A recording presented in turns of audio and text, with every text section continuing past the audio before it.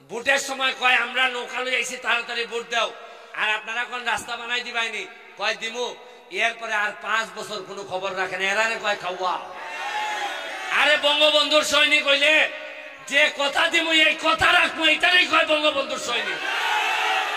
আমি দান্দা বান্দা হাত তুললে রাজনীতি জীবনে করি নাই, আমি কলিজা খুললে রাজনীতি করতে শিখছি, কলিজা খুললে রাজনীতি করতে শিখছি, কলিজা খুললে রাজনীতি করতে শিখছি, কলিজা খুললে রাজনীতি করতে শিখছি।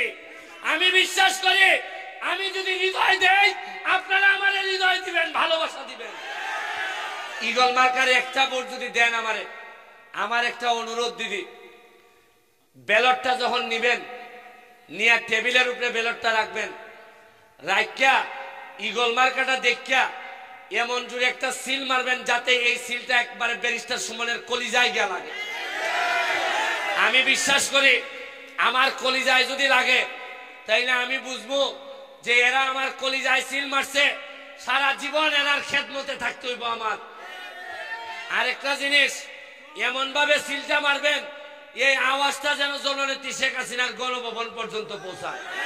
আমার আজকে নাকি শুনলাম সব মাহবুব আলীর পোস্টার, আমার পোস্টার লাগাইতেই দেয় না। তা আমি বললাম যে আমি কি আশীর্বাদও চাইতে পারবো না?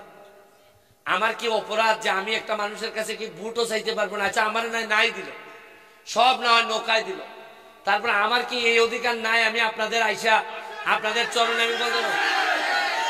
আমি আমি আমি আরেকটা জিনিস জিজ্ঞেস করি, যদি আমি ঈগল মার্কা নিয়ে না দাঁড়াইতাম তাহলে আপনাদের ভোটারের কি কোনো দাম থাকতো?